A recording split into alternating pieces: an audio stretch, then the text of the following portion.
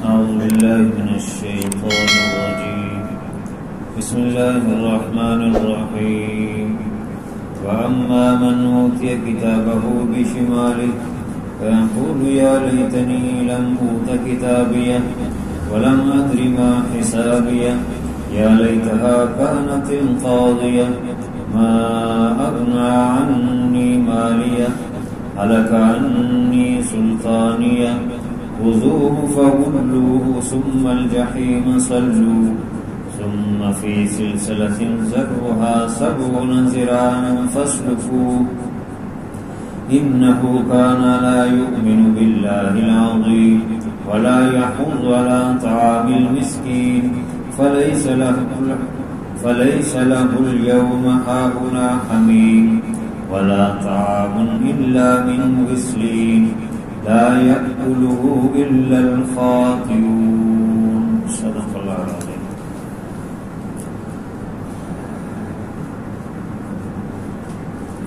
قیامت کا تذکرہ کیا اور سورت کے شروع میں جو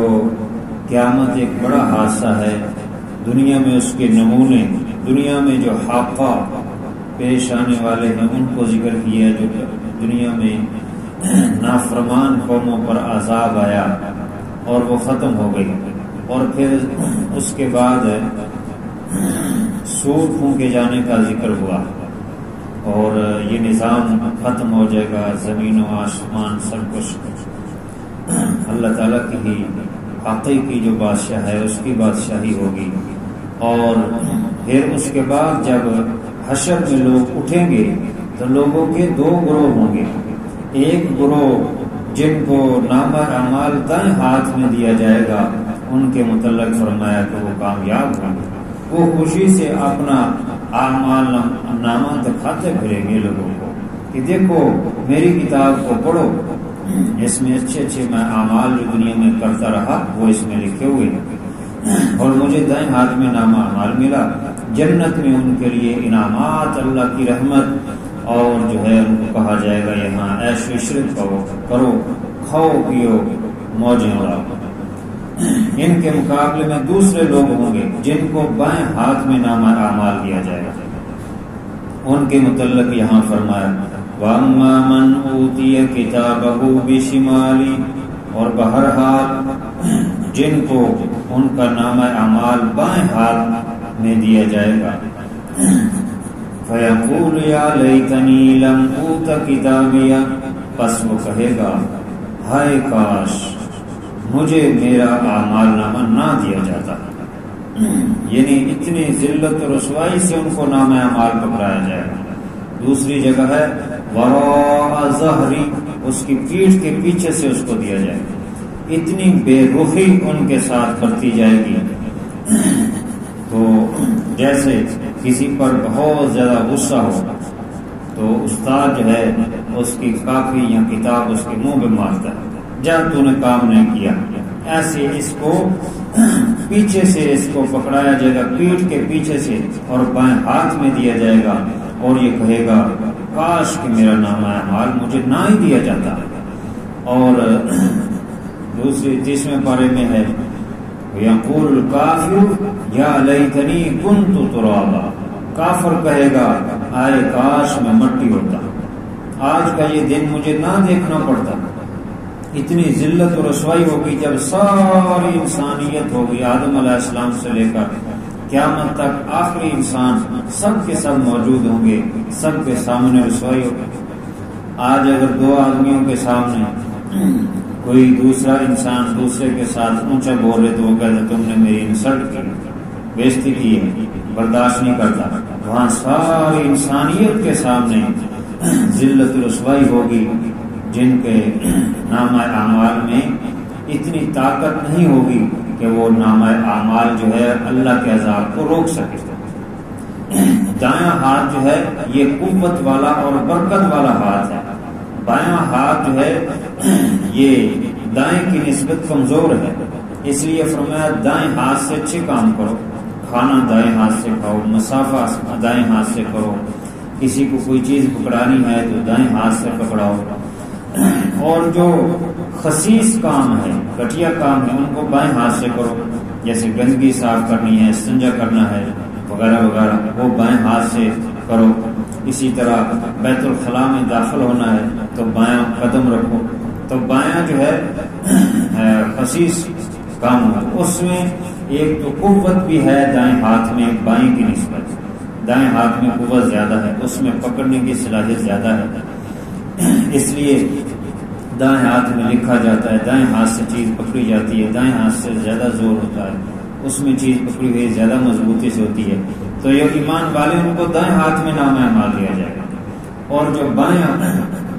جو جہنمی ہوں گے ان کو بائیں ہاتھ میں دیا جائے گا، تو بتا دیا جائے گا کہ یہ تمہارا نام اعمال کمزور ہے، اس لیے کمزور ہاتھ میں دیا گیا ہے، بائیں ہاتھ میں دیا گیا ہے، کیونکہ یہ تمہارا نام اعمال اللہ کے عذاب کو نہیں روک سکتا، اس میں اتنی طاقت نہیں ہے، تم نے ایمان نہیں لائے، اعمال صالح نہیں کیے، اس لیے وہ اس وقت کہے گا ہائے کاش میں مٹی ہوتا،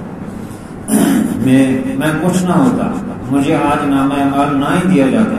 وَلَا مَدْرِ مَا حِسَابِيَا، اور مجھے معلوم ہی نہ ہوتا کہ میرا حساب کیا ہے۔ آج اس کے سامنے نام اعمال ہو جائے گا تو سامنے آ جائے گا اس کا حساب کتاب کہ اس کے ساتھ کیا ہونے والا ہے، اس لیے وہ کہے گا کہ کاش مجھے معلوم ہی نہ ہوتا، میں ختم ہوتا، میں کچھ نہ ہوتا۔ حدیث شریف میں ہے جب یہ حالت انسان دیکھے گا تو کہے گا کاش دنیا میں میرے جسم کو کینچیوں سے کاٹا جاتا، میں وہ برداشت کر لیتا، لیکن آج کی جو ذلت ہے یہ برداشت کرنے والی نہیں ہے، لیکن وہاں تو پھر یہ افسوس کرنے کا وقت نہیں ہوگا، وہاں تو پھر اس افسوس کے کچھ فائدہ نہیں ہوگا، اس لیے وہ کہے گا یا لیتہا کانت القاضیہ، ہائے کاش کہ میرا کام پورا ہو چکا ہوتا، یعنی میری موت ایسی آتی کہ میں ختم ہو گیا تھا، مر کے بس دوبارہ اٹھتا ہی نہ، ایسے وہ کہتا کہ میں مر کے ختم ہی ہو جاتا، مٹی ہو جاتا، بالکل ہی دوبارہ اٹھنے کا نصیب ہی نہ ہوتا، یہ کہے گا، لیکن اس طرح کے جملے کام نہیں آئیں گے۔ ما غنا عنی مالیہ، اللہ تعالیٰ فرماتے ہیں نہیں کفایت کی اس کے مال نے، مال فائدہ نہیں دے گا، دنیا میں تو انسان مال سے تکبر کرتا ہے، غرور کرتا ہے، پچھلی صورت میں گزر گیا ولید بن مغیرہ، بڑا مال و دولت تھا اس کے پاس تو گھمنڈ کرتا تھا، بیٹے تھے 10 ان پر تکبر کرتا تھا، اور حضور علیہ السلام کی شان میں غصہ کرتا تھا، مجنون کہتا تھا۔ اللہ تعالیٰ نے فرمایا وما انت بنعمت ربک بمجنون، آپ اللہ کی نعمت سے رحمت سے مجنون نہیں ہیں، آپ تو خلائق میں سے بہترین ہیں، افضل ہیں، افضل البشر ہیں سب مخلوق میں، تو اس لیے مال کام نہیں آیا۔ اور جو سورۃ مزہ میں ہے یحسب ان مالہ اخلدہ، دنیا میں انسان یہ خیال کرتا ہے کہ میرا مال ہمیشہ رہے گا اور میری مدد کرتا رہے گا، اور میرے یہ فیکٹریاں ملیں اور میرے کاروبار جو ہے یہ ہمیشہ رہنے والا ہے، اس طرح یعنی زندگی اس طرح بسر کر رہا ہے، دنیا میں معاملات اس طرح کر رہا ہے کہ جیسے ہمیشہ ہمیشہ یہ مال بھی رہے گا اور یہ بھی رہے گا، لیکن قیامت کے دن یہ مال کام نہیں ہے۔ فرمایا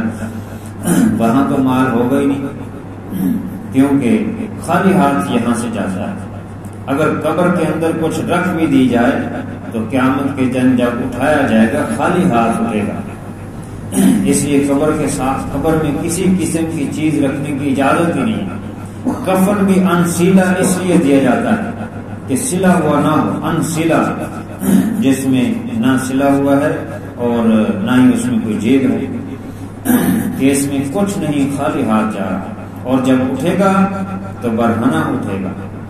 کہ اس کے یہ کفن بھی نہیں ہوگا، برہنہ ہو کر اٹھے گا، خالی ہاتھ اٹھے گا۔ یہ جو جنتی ہوں گے ان کو جنتی لباس پہنایا جائے گا، اس لیے یہ دنیا کا مال کام نہیں آنے والا، کام وہی آئے گا جو اللہ کے راستے میں دے دیا، نیکی کام لگا لیا، جو کھا لیا پہن لیا، جو آگے بھیج دیا وہی کام آئے گا۔ اس لیے فرمایا اس وقت وہ کہے گا کہ میرا مال مجھے کچھ نہیں کام آیا، میں دنیا میں جمع کرتا رہا، کیونکہ جب تک وہ زندہ ہے وہ مالی کرتا رہتا ہے، جب مرتا ہے تو اس کا تو مال رہتا ہی نہیں ہوتا، ساتھ ہی برا ساتھ جو ہے وہ کھڑے ہو جاتے ہیں۔ حلقانی سلطانیہ، دوسری چیز دنیا میں جو تکبر پر لے جاتی ہے، ظلم پر لے جاتی ہے، وہ سلطنت ہے، اقتدار ہے، عہدہ ہے، تو وہ بھی کام نہیں آئے گا۔ تو ہلاک ہو گئی مجھ سے میری حکومت، ختم ہو گئی وہ سب جو میرے عہدے تھے، جن کے ذریعے سے مال اور طاقت یعنی عہدہ، حکومت، یہ چیزیں ظلم پر اکساتی ہیں۔ جب یہ چیزیں ہوں گی تو انسان ظلم کرتا ہے۔ اکثر اوقات نیک آدمی جو ہے وہ تو ظلم نہیں کرے گا اگر نیک آدمی کو کوئی ان میں سے کوئی چیز مل جائے، لیکن عام حالت یہ ہے، عام انسانوں کی اکثریت کی حالت یہ ہے کہ جب مال زیادہ آتا ہے یا اقتدار اور عہدہ ملتا ہے تو وہ ظلم کر بیٹھتے ہیں۔ تو یہ دونوں چیزیں ذکر کر دی اللہ تعالیٰ نے، جن کی وجہ سے دنیا میں ظلم و ستم کرتے ہیں، تکبر کرتے ہیں۔ فرمایا اس کی سلطنت، اس کا عہدہ سب خاک میں مل گیا، یہ سب کچھ کام نہیں آنے والا۔ خذوہ فغلوہ، فرمایا پکڑو اس کو، اللہ تعالیٰ کا حکم ہوگا فرشتوں کو کہ اس کو پکڑو اور اس کو جہنم کا طوق پہنا دو۔ ثم الجحیم صلوا، پھر اس کو دوزخ کی آگ میں جاؤ دو، ڈال دو اس کو دوزخ کی آگ میں لے جاؤ۔ ثم فی سلسلۃ ذرعها 70 ذراعا فاسلکوہ، پھر اس کو زنجیروں کے ساتھ جکڑو، یعنی جہنم میں ایسے نہیں ڈالنا، زنجیروں کے ساتھ جکڑ کر، تاکہ اتنی سخت عذاب ہو کہ ہاتھ پاؤں اور چیخ و پکار بھی نہ کر سکے، ہاتھ پاؤں بھی نہ مار سکے۔ بعض بار چیخ و پکار کر کے، ہاتھ پاؤں مار کے، وغیرہ کر کے تھوڑا بہت اپنے غم کو کچھ کم کر لیتا ہے، لیکن وہاں ایسی صورت بھی نہیں ہوگی، کیونکہ وہ تو ختم ہی نہیں ہونے والا۔ یہاں دنیا میں تو جتنی بھی تکلیف ہو آخرکار موت کے ساتھ سب تکلیفیں ختم ہو جاتی ہیں، لیکن وہ تو موت بھی نہیں آئے گی، موت کو بھی موت آ جائے گا، وہاں تو ہمیشہ ہمیشہ کی زندگی ہے۔ تو اس قدر سخت اللہ تعالیٰ نے یہاں پر ڈرایا ہے تاکہ لوگ ڈر جائیں اور آخرت کی تیاری کریں۔ تو فرمایا ان کو زنجیروں کے ساتھ جکڑ دیا جائے گا، اور زنجیر کتنے وہ ہوں گے؟ 70 ذراع، جو 70 گز لمبے ہوں گے۔ تو 70 گز مراد یہ ہے کہ سخت قسم کے موٹے اور لمبے زنجیروں کے ساتھ ان کو مضبوطی سے جکڑ دیا جائے گا، اور اس طرح جکڑ کر ان کو جہنم میں ڈالا جائے گا۔ کیا وجہ ہے ان کو کیوں جہنم میں ڈالا جائے گا؟ انہ کان لا یؤمن باللہ العظیم، کیونکہ بے شک تحقیق یہ اللہ بہت بڑا جو عظیم ذات ہے اس پر ایمان نہیں رکھتے، اللہ کی توحید پر ایمان نہیں رکھتے تھے، انبیاء پر، ان کی رسالت پر ایمان نہیں رکھتے تھے، قیامت اور آخرت کو نہیں مانتے تھے، جنت دوزخ اور فرشتوں پر ایمان نہیں رکھتے تھے، ایمان نہیں لائے، اس کے نتیجے میں ان کے لیے یہ اتنی سخت سزائیں ہیں۔ اور دوسری وجہ کیا ہے؟ وَلَا يَحُضُّ عَلَىٰ طَعَامِ الْمِسْكِينِ، اور نہ ہی رغبت دلاتا تھا مسکینوں کو کھانا کھلانے کے لیے، غریب، غرباء، مسکین، ضرورت مند، محتاج، ان کے کھانا کھلانے کے لیے جس کے پاس مال ہے وہ مال خرچ کرے، جس کے پاس مال نہیں وہ مال والوں کو ترغیب دے۔ وَلَا يَحُضُّ، یحُضُّ کا معنی ہوتا ہے برانگیختہ کرنا، ابھارنا، کسی کو ترغیب دینا۔ کبھی تم اللہ کے راستے میں خرچ کرو تو ترغیب دینا، ابھارنا، برانگیختہ کرنا، فضائل بیان کر کے کسی کو تیار کرنا، یہ بھی ایسے ہی ہے جیسے خرچ کرنا ہوتا ہے۔ تو خرچ کر یہ لوگ جو ہے نہ تو خرچ کرتے تھے اور نہ ہی جو مالدار ہے ان کو ترغیب دلا کر مسکینوں اور ضرورت مندوں کو لیے خرچ کرتے تھے۔ تو یہاں پر یہ بات بھی سمجھ لینی چاہیے، یہ مراد نہیں کہ فقیر مسکین جو مانگنے والے ہیں ان کو دیا جائے تاکہ وہ مانگتے رہیں اور بیکاریوں کی تعداد میں اضافہ ہو، یہ مراد نہیں ہے۔ اسلام تو سختی کے ساتھ جو ہے مانگنے کو منع کرتا ہے، جائز نہیں ہے، اسلام میں مانگنا جائز ہی نہیں ہے۔ ہاں البتہ دینی کاج کے لیے، جیسے آپ صلی اللہ علیہ وسلم نے خود جہاد کے لیے چندہ کیا، مسجد نبوی کی تعمیر کے لیے چندہ کیا، جو صدقہ جاریہ کا کام ہے اس کے لیے، اپنی ذات کے لیے مانگنا جائز نہیں ہے۔ تو مانگنا کسی طرح بھی جائز نہیں ہے اسلام میں، اس لیے اسلام جو مانگنے والے ان کی حوصلہ شکنی کرتا ہے۔ آپ صلی اللہ علیہ وسلم کے پاس ایک شخص مانگنے والا آیا تو آپ نے اس کو یہ نہیں کہا کہ تم، بلکہ اس کو کچھ دیا نہیں، بلکہ فرمایا تمہارے پاس کچھ ہے تو لے آؤ، اور اس کو کلہاڑا لے کر دیا، لکڑی کاٹنے کے لیے لکڑی کاٹو اور جا کے محنت مزدوری کرو اور اس طرح کماؤ۔ تو جو فقیر ہوتے ہیں ان کو دینا نہیں چاہیے، بلکہ اگر صلاحیت ہے، طاقت ہے تو ان کو کوئی ایسا کاروبار کرا دیں، کاروبار چھوٹا بھی ہو سکتا ہے، مثلا کسی کو بنیان جرابیں لے دو، 500 کی جرابیں اور بنیان لے دو 500، تو اس کو کہو یہ چل پھر کے بیچو، جب منافع ہوگا اور پھر لینا۔ تو مطلب چھوٹا بھی کر سکتے ہیں، اگر بڑا کاروبار نہیں کرا سکتے تو چھوٹا کاروبار بھی کرا سکتے۔ اس طرح ان کو جو ہے یعنی پیشے پہ لگانا چاہیے کہ کچھ پیشہ کرو، کوئی محنت کرو، مزدوری کرو، کام کرو، بجائے اس کے ایسے ایسے لوگ دیکھیں بہت معذور ہیں لیکن وہ محنت کرتے ہیں، اللہ ان کو دیتا ہے، لیکن اچھے بڑے ہوتے ہیں وہ مانگ رہے ہوتے ہیں۔ تو ایسے لوگوں کی حوصلہ شکنی کرنی چاہیے، ان کو سمجھانا چاہیے کہ بھی تم محنت کرو۔ تو بہرحال یہاں پر یہ ترغیب دی گئی ہے کہ جو ضرورت مند ہے ان کے لیے خرچ کرو، جو صحیح مستحق ہیں۔ اب بعض اوقات ایسے جو بھکاری ہوتے ہیں، وہ جو پیشہ ور، وہ صحیح حقدار ان کا حق بھی مار لیتے ہیں، کیونکہ ان کا پتہ نہیں چلتا، جو صحیح حقدار ہے وہ مانگتا نہیں ہے، وہ سوال نہیں کرتا، سفید پوشی کی وجہ سے، عزت نفس کی وجہ سے، تو ان تک حق نہیں پہنچتا۔ بہرحال یہاں فرمایا کہ یہ جو جہنم میں جائیں گے، ایک تو وجہ یہ کہ وہ ایمان نہیں لائے، دوسرا یہ ہے کہ وہ ضرورت مندوں پر خرچ نہیں کرتے تھے۔ فَلَيْسَ لَهُ الْيَوْمَ هَاهُنَا حَمِيمٌ، تو بس آج کے دن ان کا کوئی دوست نہیں ہوگا۔ حمیم کہتے ہیں دل کے اندر محبت رکھنے والا، یعنی ایسا دوست ان کے لیے نہیں ہوگا جو ان کے لیے آج کوئی فائدہ دے، کوئی فائدہ مند۔ دنیا میں دوستیاں کام آ جاتی ہیں،